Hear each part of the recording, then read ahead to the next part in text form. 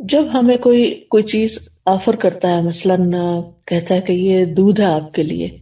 اور یہ بالکل خالص دودھ ہے، تو ہم کتنے خوش ہو جاتے ہیں. خالص دودھ، آج کے دور میں تو خالص دودھ بالکل ہی نایاب چیز ہو گئی ہے. اسی طرح جب کوئی کہتا ہے فلاں چیز بالکل خالص ہے، خالص دالیں ہیں، خالص فلاں ہے، خالص، تو ہمارے دل کی کیفیت ہی بدل جاتی ہے. یعنی ہم ہر چیز میں خالص چاہتے ہیں، خلوص چاہتے ہیں، محبت میں بھی خلوص چاہتے ہیں، تعلقات میں بھی خلوص چاہتے ہیں. لیکن کبھی ہم نے سوچا کہ اللہ سبحانہ تعالیٰ کے ساتھ ہمارا جو تعلق ہے، یا اللہ سبحانہ تعالیٰ کی جو عبادت ہم کرتے ہیں، یا اللہ سبحانہ تعالیٰ کی دین کی خدمت کا جو بھی کوئی کام کرتے ہیں، جو بھی ہمارے حصے میں آیا ہے، جیسا بھی کام آیا ہے، چاہے وہ تحقیق اور ریسرچ کا کام ہے، یا تعلیم کا کام ہے، یا پھر خدمت خلق کا کام ہے، یا تنظیم یعنی ایڈمنسٹریشن کا کام ہے، یا کسی بھی اور طریقے سے کسی بھی کام میں ہم جس کو ہم دین کے لیے اللہ کے لیے کرتے ہیں، تو کبھی ہم نے سوچا کہ وہ کتنا خالص ہے اور وہ کس درجے کا ہے اور وہ قابل قبول ہے یا نہیں اور کس درجے میں قبول ہوگا. تو آج میں تھوڑی سی بات اس موضوع پر کروں گی کہ ہمیں اپنے اعمال پہ کس طرح نظر رکھنی ہے اور کس طرح ہم نے ان کو مزید خالص بنانا ہے اور اس کے فائدے کیا ہیں. تو ہم سب سورۃ اخلاص کے نام سے واقف ہیں. قل هو اللہ احد اللہ الصمد لم یلد ولم یولد ولم یکن لہ کفوا احد، اور اس سورت کی فضیلت سے بھی واقف ہیں. کوئی نئی بات نہیں ہے ہمارے لیے، ہم سب جانتے ہیں. تو اس کی اتنی بڑی فضیلت کس بنا پر ہے؟ اخلاص ہی کی بنا پر ہے نا. تو جس طرح اللہ سبحانہ و تعالیٰ ایک ہے، قل هو اللہ احد، تو پھر جو کام یا جو عبادت اس کے لیے ہو وہ بھی بس صرف اس ایک اکیلے کے لیے ہونی چاہیے. اس کے ساتھ کسی اور کو ملانا نہیں چاہیے، کسی اور کو شریک نہیں کرنا چاہیے. تو اخلاص کا لفظی مطلب ہوتا ہے کسی چیز کو آمیزش سے چھانٹ کے الگ کر دینا، یعنی کسی دوسری چیز کی ملاوٹ سے بالکل الگ کر دینا اس کو. اور لغوی معنی اخلاص کے ہوتے ہیں پاک صاف ہونا اور خالص ہونا. یعنی ہمارا عمل جو ہے، جو ہم اللہ کے لیے کرتے ہیں، وہ ہر طرح کی آمیزش سے بالکل صاف ستھرا ہو، خالص ہو، پیور ہو. اور امام راغب اصفہانی جو ہیں، آپ لوگوں نے ان کا نام سنا ہوگا، مفردات القرآن کے نام سے قرآن مجید کی ڈکشنری ہے اور بہت ہی بہترین ڈکشنری ہے. ہر قرآن کے طالب علم کو اس سے واقفیت ہونی چاہیے. تو امام راغب اصفہانی لکھتے ہیں کہ الاخلاص التبری عن کل ما دون اللہ تعالی. اخلاص یہ ہے کہ اللہ کے علاوہ ہر ایک سے دل کو پاک کر لیا جائے. یعنی جب ہم اللہ کے لیے کوئی کام کرتے ہیں تو بس وہ صرف اللہ کے لیے ہو، کسی اور کے لیے نہ ہو. اس کے بارے میں کئی ایک اقوال ہیں، لیکن جیسے عز ابن عبد السلام کا قول ہے، وہ کہتے ہیں کہ اخلاص یہ ہے کہ انسان اطاعت کے کام کو اللہ اکیلے کے لیے خالص کرتے ہوئے انجام دے. کس طرح؟ وہ اس طرح کہ اس عمل کے ذریعے سے لوگوں سے اپنی تعظیم اور توقیر یعنی عزت کا ارادہ نہ کرے. یعنی کوئی اچھا کام کر کے پھر وہ لوگوں سے توقع نہ رکھے کہ اب چونکہ اس نے اچھا کام کر لیا ہے اس لیے سب اس کو عزت دیں. مثال کے طور پر اگر ایک ٹیچر ہے، میں اپنے آپ کو ہی لیتی ہوں کہ مجھے تعلیم دینے کے بعد، پڑھانے کے بعد، سکھانے کے بعد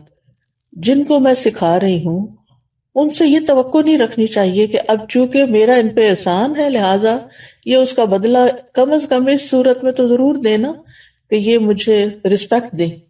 اور اگر وہ رسپیکٹ نہ دیں تو پھر مجھے بہت برا لگے اور میں ڈسہارٹ ہو جاؤں اور پھر میں اپنا کام چھوڑ دوں اور لوگوں سے بدظن ہو جاؤں اور پھر ان کے خلاف ادھر ادھر غیبت چغلی شروع کر دوں اور فرسٹریشن کا شکار ہو جاؤں. تو یہ سارا نتیجہ کس بات کا ہے کہ میرے اصل کام میں اخلاص ہی نہیں تھا.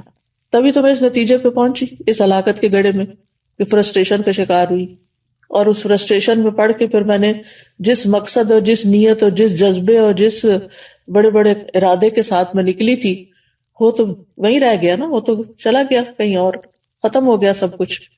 پھر وہ کہتے ہیں کہ اور نہ کوئی دینی نفع حاصل کرنے کا مقصد ہو اور نہ کوئی دنیاوی نقصان دور کرنے کا ارادہ ہو. یعنی کچھ بھی اور نہ ہو، ہر چیز ہٹا دی جائے سوائے اس کے کہ اللہ کی رضا سامنے ہو۔ اسی طرح یہ بھی کہا جاتا ہے کہ اخلاص کا صحیح مفہوم یہ ہے کہ انسان زندگی میں جو بھی عمل کرے اور جس سطح کی اور جس شکل کی بھی عبادت کرے، یعنی عبادت کی مختلف شکلیں ہیں نا، ایک تو نماز روزہ ہے یہ ہماری فارمل عبادت، اور ایک اس کے علاوہ جو ہے وہ جیسے امام ابن تیمیہ نے عبادت کی تعریف کی ہے نا کہ ہر قول اور ہر عمل جو ہے ظاہر ہو یا باطن ہو وہ اللہ کی تعظیم اور محبت کے ساتھ کیا جائے، یعنی جتنے بھی ہمارے ظاہری اعمال ہیں یا باطنی اعمال اگر وہ اللہ کے لیے کیے جا رہے ہیں تو ساری عبادت بن جاتے ہیں، اللہ کے بتائے ہوئے طریقے کے مطابق ہیں، اس کی رضا کے مطابق ہیں۔ تو بہرحال جتنی بھی عبادت کی شکلیں ہیں تو انسان کا دل اس عبادت اور عمل میں صرف اور صرف اس بات پہ مطمئن ہو کہ میں یہ عبادت صرف اللہ تعالیٰ کی رضا کے لیے کر رہا ہوں، اور اسی طرح انسان اپنے دل کو ہر طرح کے نفسانی، ظاہری، باطنی خواہشات سے پاک کرے، اور اپنی ساری حرکات، سکنات اور ہمارے خیالات اور یہ جتنی بھی چیزیں ہیں ان سب میں صرف اللہ سبحانہ و تعالیٰ کی رضا مقصود ہو۔ یعنی ہم ایک ہاتھ بھی اٹھائیں، ہمارا مسکرانا بھی، ہمارا دیکھنا بھی،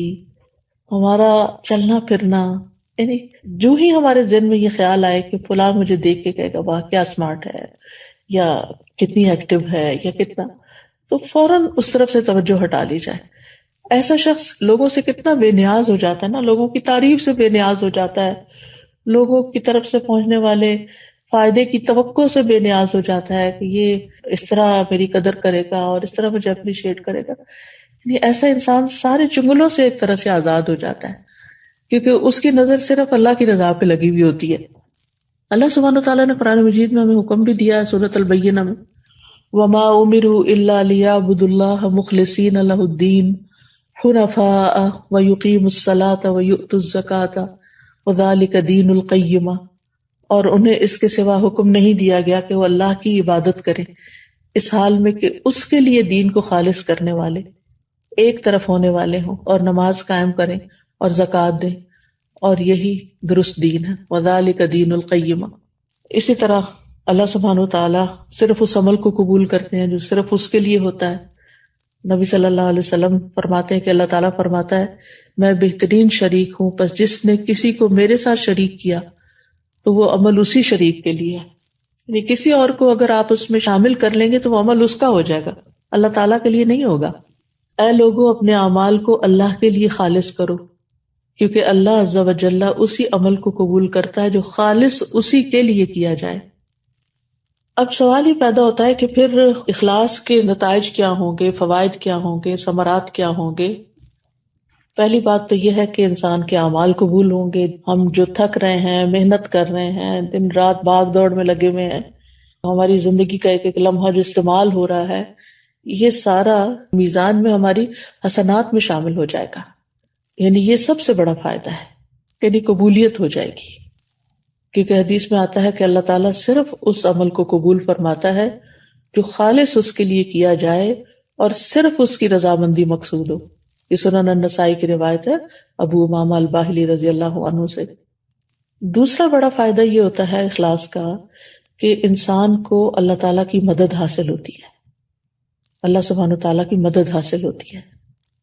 اور انسان کو ایک مضبوطی حاصل ہوتی ہے، اپنے کام میں جماؤ حاصل ہوتا ہے، ثابت قدمی آتی ہے، یعنی انسان پھر اس کام کو چھوڑتا نہیں۔ جیسے شروع میں نے کہا نا کہ انسان فرسٹریشن کا شکار نہیں ہوتا کہ میرا نہیں خیال مجھے یہ کام کرنا چاہیے کیونکہ کوئی مجھے نتائج نظر نہیں آ رہے، اس کے کوئی فائدہ نظر نہیں آ رہا۔ یہ جملے کتنے عام ہیں ہمارے روزمرہ کی گفتگو میں، حتیٰ کہ لوگ یہاں تک کہہ دیتے ہیں ابھی تک میں نے اتنا قرآن پڑھا ہے، دین پڑھا ہے، میرے عمل میں کوئی تبدیلی نہیں آئی تو میرا نہیں خیال کہ مجھے یہ کنٹینیو کرنا چاہیے۔ بعض اسٹوڈنٹس کہتے ہیں ہمیں یہ کورس کنٹینیو نہیں کرنا چاہیے کیونکہ ہم کچھ زیادہ تو فائدہ حاصل نہیں کر رہے۔ بھائی ایک ایفرٹ تو لگا رہے ہیں، ایک نیک کام میں ایفرٹ لگا رہے ہیں، اس کا فائدہ آپ کو دنیا میں ہی چاہیے اور لوگوں کو دکھانے کے لیے چاہیے کہ آپ بہت اچھے ہو چکے ہیں۔ اللہ کے ہاں اگر وہ قبول ہو رہا ہے اور جمع ہو رہا ہے تو وہی سب سے بڑا فائدہ ہے کہ آپ کا وقت فضول کاموں کی بجائے ایک اچھے کام میں استعمال ہو رہا ہے۔ تو اس طرح یہ ہے کہ انسان کے اندر ایک مضبوطی آتی ہے اور وہ نیک کاموں کو چھوڑتا نہیں ہے، اور جیسے پہلے بھی بات ہوئی کہ قبولیت آتی ہے، اور اللہ سبحانہ وتعالیٰ انما یتقبل اللہ من المتقین، تو جب قبول ہوتا ہے عمل تو پھر مدد بھی آتی ہے اللہ سبحانہ تعالیٰ کی. اچھا، تیسرا فائدہ کیا ہے؟ تیسرا فائدہ یہ ہے کہ انسان کا دل جو ہوتا ہے وہ بہت سی بیماریوں سے پاک ہو جاتا ہے. دل کے امراض کا علاج ہو جاتا ہے. یہ بالکل ایسے ہی ہے نا جیسے اگر کسی میلے برتن میں آپ صاف پانی ڈالنا شروع کر دیں تو وہ ڈالتے ڈالتے جو اس کا میل کچیل ساری دھل دھلا کے بالکل صاف پانی اس میں جا کے ٹھہر جائے گا. تو اسی طرح جب ہمارے اندر اخلاص آتا ہے، بار بار ہم اللہ سبحانہ تعالیٰ کے لیے اپنی نیت کو خالص کرتے ہیں تو وہ نیک کام جاری رکھتے ہیں، اور جتنا وہ جاری ہوتا ہے تو وہ جاری پانی کی طرح ہوتا ہے جو ہمارے دل کے اندر پھر جتنی بھی میل کچیل ہے اس کو باہر نکال دیتا ہے. تو دل کی بیماریاں، سب سے بڑی بیماری تو نفاق ہی ہے، اور نفاق اپوزٹ ہے اخلاص کا. پھر اسی طرح نفاق کی جو علامتیں ہیں اور دیگر جو برائیاں ہیں جیسے حسد ہے، کینہ ہے، بغض ہے، خیانت ہے، یہ ساری چیزیں. پھر اسی طرح یہ ہے کہ حدیث میں آتا ہے 3 چیزیں ایسی ہیں جن کی وجہ سے ایک مسلمان کا دل دھوکہ نہیں کھا سکتا، یعنی حسد یا کینہ نہیں رکھتا. ایک ہے کہ اللہ کے لیے خالص عمل کرنا، دوسرا ہے مسلمانوں کے ائمہ کے ساتھ خیر خواہی کرنا، یعنی اپنے لیڈرز کے ساتھ خیر خواہی کرنا، اور تیسرا مسلمانوں کی جماعت سے جڑ کے رہنا. بے شک دعا مانگنا ان کی حفاظت کرتا ہے، یعنی مسلمانوں کی دعا جو ہوتی ہے وہ ایک دوسرے کے لیے فائدہ مند ہوتی ہے. وَلُزُومُ جَمَاعَتِهِمْ فَإِنَّ الدَّعْوَةَ تُحِيطُ مَنْ وَرَائِهِمْ. میں دیکھتی ہوں واٹس ایپ کے گروپ میں، جس گروپ میں میں ہوں، کہ کوئی ایک بیمار ہوتا ہے تو سارے کنسرنڈ ہو جاتے ہیں اور ہر ایک دعائیں کرنے لگتا ہے. اور حقیقت ہے کہ ایسے دل پکڑا جاتا ہے. جب میں واٹس ایپ کھولتی ہوں اور میں سینئر سٹاف کا جو گروپ ہے اس کا وہ نمبر دیکھتی ہوں کہ کافی میسیجز ہیں تو میں سوچتی ہوں اللہ خیر کرے. لگتا ہے یا کوئی بیمار ہے یا کوئی فوت ہو گیا ہے یا کوئی، تو یہ اسی صورت میں سب کی دعائیں ملتی ہیں نا جب جڑے ہوئے ہیں. اور اگر جڑے ہوئے ہی نہیں ہیں، آپ اکیلے ہی زندگی بسر کر رہے ہیں تو بس پھر اکیلے ہی ہیں بہرحال. پھر اسی طرح اخلاص کا چوتھا فائدہ یہ ہے کہ جو دنیاوی عمل بھی جو ہوتے ہیں نا، دنیاوی کام جیسے کھانا پینا ہے، بچے پیدا کرنا ہے، شوہر بیوی کا تعلق ہے، خرید و فروخت ہے، یہ سارے کام بھی اخلاص کی وجہ سے نیک اعمال میں شامل ہو جاتے ہیں. جیسے صحابہ نے نبی صلی اللہ علیہ وسلم سے پوچھا تھا کہ اللہ کے رسول، ہم میں سے اگر کوئی اپنی خواہش پوری کرتا ہے تو کیا اسے اس میں بھی اجر ملتا ہے؟ تو آپ نے فرمایا بتاؤ، اگر وہ خواہش حرام جگہ پوری کرتا ہے تو کیا اس پر گناہ ہوتا؟ تو اسی طرح جب وہ اسے حلال جگہ پوری کرتا ہے تو اس کے لیے اجر ہی اجر ہے. تو اس میں آپ دیکھیں کہ مثلاً آپ والدین کی خدمت کر رہے ہیں، اپنے روزمرہ کے کاموں میں آپ دیکھیں کہ کچھ کام تو آپ خالص دینی کام کر رہے ہوتے ہیں، لیکن بہت سے کام دن بھر میں دنیاوی کام بھی ہمارے روٹین میں شامل ہو جاتے ہیں. مثلا کھانا پکانا ہے، کھانا سرو کرنا ہے، برتن سمیٹنا ہے، بچوں کے پیچھے پڑ کے ان کو کھلانا ہے. بزرگ ہیں تو ان کے چڑچڑے پن کے باوجود ان کے ساتھ خیر خواہی کا معاملہ کرتے ہوئے ان کی ضروریات کا خیال رکھنا ہے. یہ سارے کام بندے کو تھکا دینے والے ہوتے ہیں، اور اینڈ آف دا ڈے پھر یا آوازیں بلند ہونے لگتی ہیں انسان کی، یا پھر احسان جتا بیٹھتا ہے یا کوئی اور. لیکن ان کاموں کو کرتے ہوئے بھی اگر انسان یہ سوچے نا کہ میں اللہ کی رضا کے لیے کر رہا ہوں، اس کا اجر میں اللہ سے چاہتا ہوں، اس کا اجر میں اللہ سے چاہتا ہوں، ہر موقع پر یہی بات اگر آپ انسان اپنے آپ کو یاد دہانی کرا دے تو آپ دیکھیں گے کہ دن کے آخر میں بھی آپ اللہ سے باتیں کر رہے ہوں گے اور دعائیں اپنے لیے کر رہے ہوں گے، یا اللہ تو میری کوششوں کو قبول کر لے اور تو مجھ سے راضی ہو جا. اور نہ آپ اپنے بچوں پہ چیخیں چلائیں گے، نہ آپ اپنے شوہر پہ احسان جتائیں گے، نہ آپ اپنے نوکروں کے اوپر کوئی غصہ کریں گے، کیونکہ ساری چیزیں اللہ ہی کے لیے کر رہے ہیں نا، اللہ ہی کے حکم کے مطابق اللہ ہی کے لیے کر رہے ہیں. اب کھانا کھلانا کتنا نیکی کا کام ہے، گھر کی صفائی کرنا، طہارت اور نظافت اللہ تعالیٰ کو کتنی پسند ہے. ان اللہ یحب التوابین ویحب المتطہرین. اگر اس جذبے کے ساتھ آپ صفائی کرتے ہیں، آپ نہانے میں بعض اوقات یہ ہوتا ہے کہ جیسے میرے جیسے مصروف لوگوں کا یہ ہوتا ہے کہ اچھا اب اس میں وقت لگ جائے گا میرا. جب میں نہانے جاتی ہوں تو میں کہتی ہوں اوہ 10-15 منٹ تو لگ ہی جائیں گے، یہ کیا وقت میرا ضائع ہو جائے گا، اس سے بہتر تھا میں کچھ کر لیتی. تو میں فوراً اپنے آپ کو ایسے موقع پہ یاد دلاتی ہوں کہ ان اللہ یحب التوابین ویحب المتطہرین. تو یعنی اگر نیت یہ ہے میری کہ اس پاکیزگی اور صفائی سے میرا رب مجھ سے محبت کرے تو پھر اس سے اچھا کیا کام ہو سکتا ہے. تو دل کے اندر سے نا وہ جو ایک انگزائٹی اور ایک پریشانی اور ایک تکلیف، وہ کیفیت ختم ہو جاتی ہے انسان کی. وضو کرنے جاتے ہیں یا ناخن کاٹ رہے ہیں اپنے، یا اور صفائی کر رہے ہیں اپنی، تو ان سب چیزوں کو بھی آپ سنت سمجھ کر اور دین کا حصہ سمجھ کر اور اللہ کی رضا کے لیے کرتے ہیں، تو چاہے اس پر وقت لگ جائے تو پھر آپ کو یہ پشیمانی نہیں ہوتی کہ میرا وقت ضائع ہو گیا. یہ جو ہم سب کو زندگی میں تھوڑا اللہ کے فضل سے اللہ کے دین کا کام کرنے کا موقع ملا ہے، تو obviously وقت اس کے لیے چاہیے ہوتا ہے نا. تو پھر ہم حریص ہوتے ہیں کہ ہمارا وقت صحیح استعمال ہو اچھے کاموں میں ہو. اور ہم کچھ کاموں کو تو اچھے کام کا نام دے دیتے ہیں، اور کچھ کاموں کو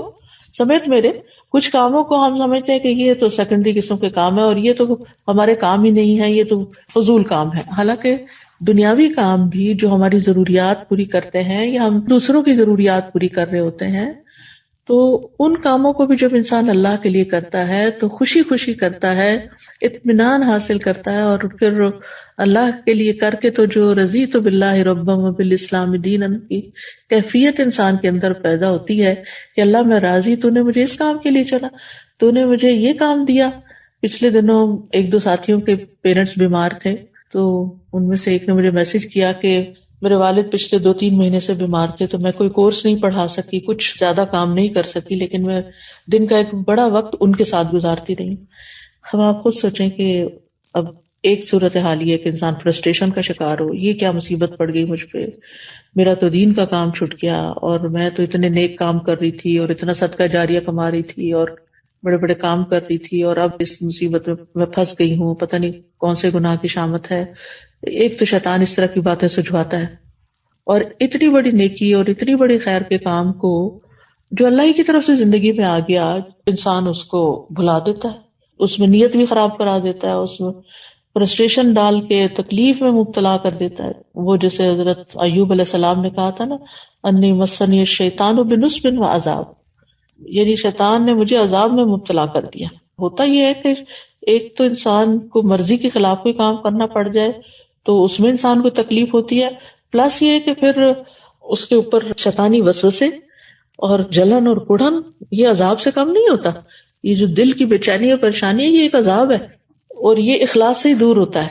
کہ جب انسان جو بھی کوئی کام کرے اللہ کی رضا کے لیے کرے، چاہے دین کا ہو یا دنیا کا. ہاں یہ ہے کہ انسان زندگی میں اعتدال رکھے، کچھ وقت اپنے لیے، کچھ اولاد کے لیے، کچھ دوستوں اور رشتہ داروں کے لیے، کچھ گھر کے کام کاج کے لیے، کچھ تعلیم حاصل کرنے کے لیے، کچھ دینے کے لیے. پھر زندگی کے مختلف جو فیزز ہوتے ہیں اس میں مختلف اوقات میں انسان کو مختلف کاموں میں کچھ زیادہ یا کم وقت ملتا ہے. ایک وقت ہوتا ہے کہ اپنے لیے بہت وقت مل جاتا ہے، اپنی عبادت کے لیے، جیسے کہ بڑھاپے کا وقت ہوتا ہے، اس میں دوسری ذمہ داریوں سے انسان فارغ ہو جاتا ہے.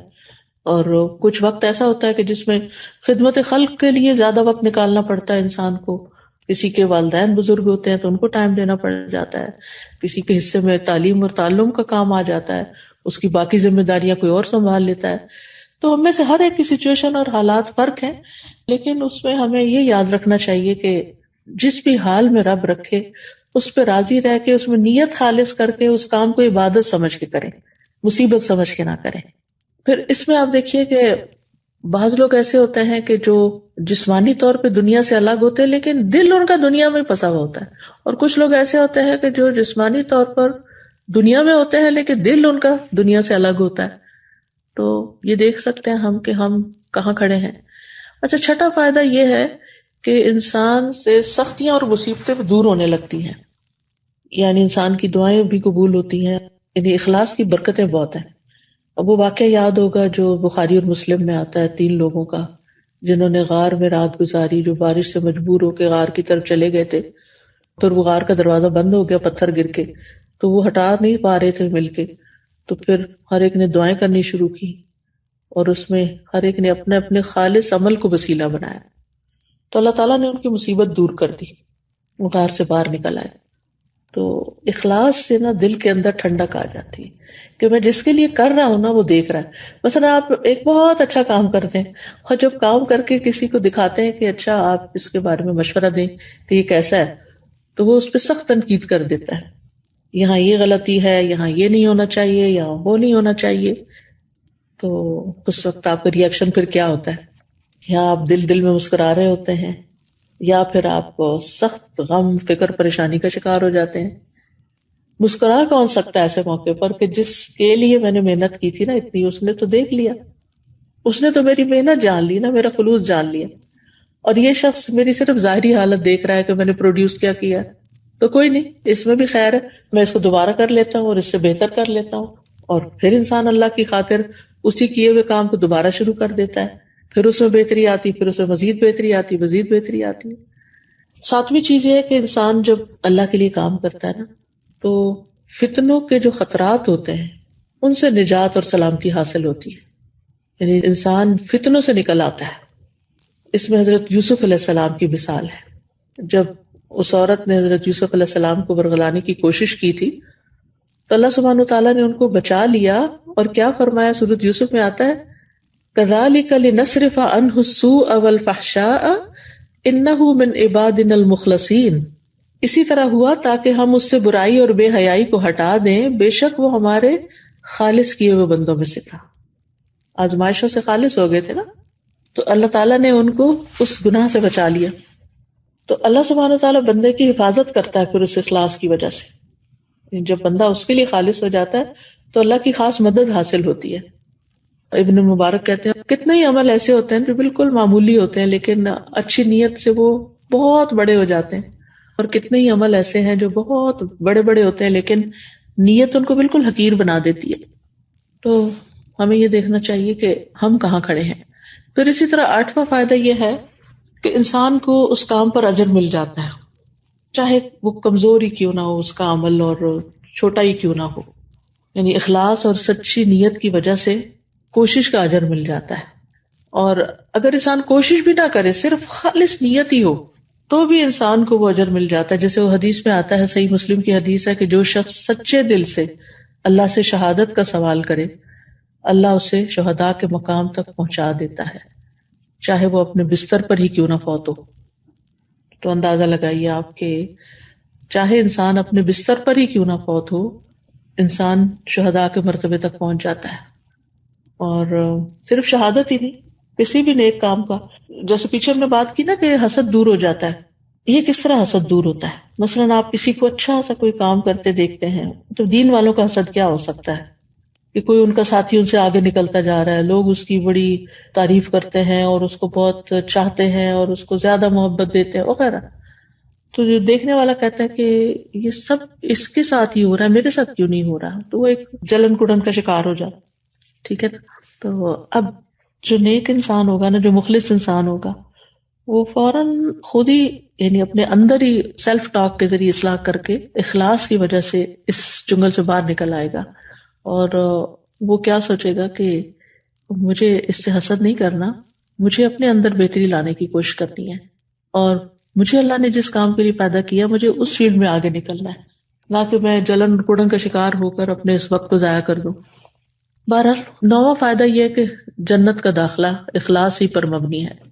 وما تجزون الا ما کنتم تعملون، تمہیں صرف اسی کا بدلہ دیا جائے گا جو تم کیا کرتے تھے، یعنی جو اللہ کے لیے کیا کام اسی کا ہی فائدہ ہوگا، باقی تو بیکار ہے۔ الا عباد اللہ المخلصین اولئک لہم رزق معلوم فواکہ وہم مکرمون فی جنات النعیم علی سرر متقابلین یطاف علیہم بکأس من معین بیضاء لذۃ للشاربین لا فیہا غول ولا ہم عنہا ینزفون وعندہم قاصرات الطرف عین کأنہن بیض مکنون۔ ترجمہ تو آپ سب کو آتا ہی ہے ماشاءاللہ، ترجمے کی تو ضرورت نہیں ہے۔ تو اخلاص کے پھلوں میں سے، اخلاص کے فائدوں میں سے جو سب سے اعلیٰ پھل ہے وہ جنت ہے۔ اللہ تعالیٰ سے دعا ہے کہ اللہم اجعل اعمالنا کلھا صالحہ ولوجہک الکریم یا ربنا خالصہ ولا تجعل لانفسنا ولا للدنیا ولا للشیطان منہا حظ ولا نصیب وتقبلها کلھا بقبول حسن یا رب العالمین۔ اے اللہ ہمارے تمام اعمال کو نیک بنا دے، اے ہمارے رب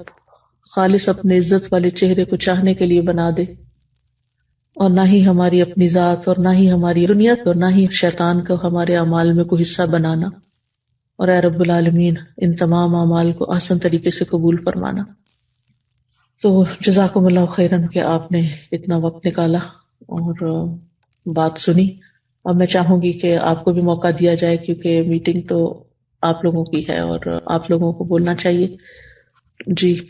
جی استاذہ، مجھے جو ان سارے پوائنٹس میں سے ایک دو چیزیں اپنی زندگی میں بھی محسوس ہو رہی ہیں. ایک تو فتنوں کے خطرات سے نجات ملتی ہے.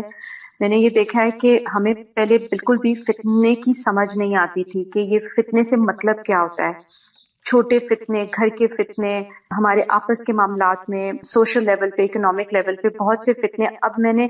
نوٹ کرنا شروع کیا ہے کہ یہ تو واقعی اس بات میں اگر کسی نے ہاتھ ڈالا تو وہ اس میں اور پھنستا چلا جائے گا. اس کو بہتر ہے خاموشی اختیار کی جائے یا یہاں انسان اپنے آپ کو پیچھے رکھے. اور دوسرا جو آپ نے سیلف ٹاک کی بات کی، مجھے اس نے بہت اسٹرائک کیا ہے کہ اللہ تعالیٰ توفیق دے کہ انسان دل میں اپنی خود اصلاح کر لے. اگر انسان کو یہ توفیق مل جائے، آئی تھنک یہ اخلاص کی بہت بڑی دولت ہے.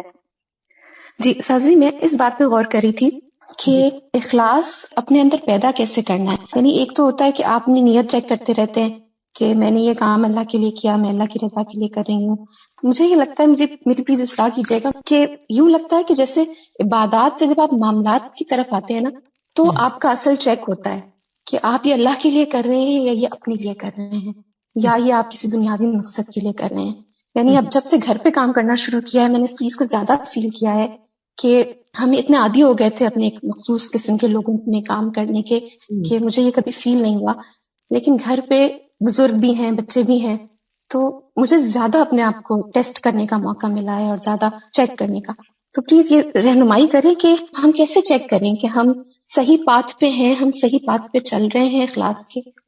ایک تو محاسبہ انسان اپنا کرتا ہی رہے. دوسری بات یہ ہے کہ جہاں مشکل سچویشن ہو اور انسان وہاں صبر نہ کر پائے یا نیت خالص نہ رکھ پائے یا صحیح طور پہ کام نہ کر پائے، تو پھر فوراً دیر اینڈ دین اللہ کی طرف رجوع کرے، التجائیں کرے، دعائیں کرے اندر ہی اندر. یعنی سچویشن باہر کچھ طوفان آیا ہوا لیکن انسان پھر وہی اپنے اندر کی طرف پلٹ جائے کہ یا رب تو میری مدد کر، میرے اس عمل کو اپنے لیے خالص کر، اس کو واقعی نیکی والا کام بنا لے. پھر اسی طرح یہ ہے کہ جہاں بھی معاملہ کرنے لگے انسان تو یہ سوچے کہ اللہ تعالیٰ مجھے دیکھ رہا ہے اور میری نگرانی کر رہا ہے. وہ آتا ہے نا، وما تکون فی شأن وما تتلو منہ من قرآن ولا تعملون من عمل. من عمل میں تو ہر ہی عمل آ جاتا ہے نا. الا کنا علیکم شہودا اذ تفیضون فیہ وما یعزب عن ربک من مثقال ذرۃ فی الارض ولا فی السماء ولا اصغر من ذلک ولا اکبر الا فی کتاب مبین. تو ذرہ بھی اللہ کے علم میں ہے، تو یہ جو کچھ میں کر رہی ہوں تو اللہ دیکھ رہا ہے. اور پھر یہ ہے کہ جس وقت ہم اللہ تعالیٰ کی نگرانی کو اپنے اوپر محسوس کرتے ہیں نا، پھر اپنے اندر ایک تبدیلی بھی آنے لگتی ہے. اور پھر اسی طرح یہ ہے کہ انسان کو بعض اوقات یہ ہوتا ہے کہ انسان کسی کے ساتھ معاملہ کر رہا ہوتا ہے اور اس کو یہ شبہ ہونے لگتا ہے کہ یہ مجھے چیٹ کر رہا ہے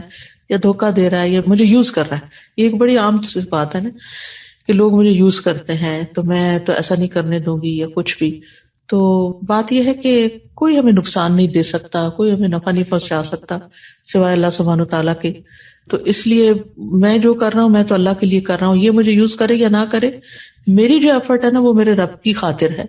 تو اس کا اجر مجھے وہ دے گا. تو اگر یہ کام کوئی فائدہ پہنچانے کے لیے مجھے کرنا ہے تو کرنا ہی ہے. اور پھر اسی طرح انسان یہ بھی یاد رکھے کہ سب سے زیادہ انسان کا جو نیکی ہے نا وہ اللہ ہی یاد رکھتا ہے. بندوں کا حال تو آپ دیکھیں نا کہ اگر 10 نیکیاں آپ نے کی ہیں نا اور ایک آپ نے ان کے ساتھ کوئی زیادتی کر لی ہے تو وہ 10 کو بھول جائیں گے اور ایک کو یاد رکھیں گے. تو اس لیے لوگوں کے لیے اگر کام کریں گے تو پھر تو کوئی بھی نیکی کا کام کر نہیں پائیں گے. اور یہ آپ کی بات بالکل درست ہے کہ اصل ٹیسٹ ہمارا معاملات میں آ کے ہوتا ہے. عبادت تو تنہائی کے گوشے میں بیٹھ کے ہم کر ہی لیتے ہیں، یا دین کا کام بھی کسی دفتر میں بیٹھ کے کر لیتے ہیں، یا اپنے جیسے ساتھیوں میں بیٹھ کے کر لیتے ہیں تو وہ ایک انجوائمنٹ ہوتی ہے، یا ایک کلاس میں لیکچر سن رہے ہیں تو انجوائے کر رہے ہیں، تو اس میں تو کوئی مسئلہ نہیں ہے. لیکن جب مختلف طرح کے لوگوں اور ہر ایک جو ہے وہ ڈیمانڈ ہی کر رہا ہو کچھ آپ سے اور توقعات ہی رکھ رہا ہو، تو ان کی توقعات پہ پورا اترنا اصل جہاد ہے. یا نہ بھی اترے اور پھر اپنے آپ کو کام ڈاؤن رکھنا. میں مختلف مسائل لوگوں کی سن رہی ہوتی ہوں نا، تو جیسے واٹس ایپ پہ بھی اور جواب وغیرہ دے رہی ہوتی، تو ایک دن میرا بیٹا وہ آتا ہے، میرے دیکھ کے جاتا ہے کیا کر رہی ہوں، پھر آتا تو مجھے بیٹھ کے پوچھتا ہے آپ اتنی پرابلم سنتی ہیں تو آپ اپنے آپ کو کس طرح اس سے الگ رکھتی ہیں، یعنی اپنے موڈ پہ، اپنے مزاج پہ، اپنے اوپر حاوی نہیں ہونے دیتی. تو یہ چیز سیکھنے کی ہے، یہ بہت ضروری چیز ہے کہ لوگ ہمارے ساتھ کچھ بھی کریں نا، ہمارے اندر کا جو ایک سمندر ہے نا، اس میں ایک سکون ہی ہو، اس کی لہریں اتنی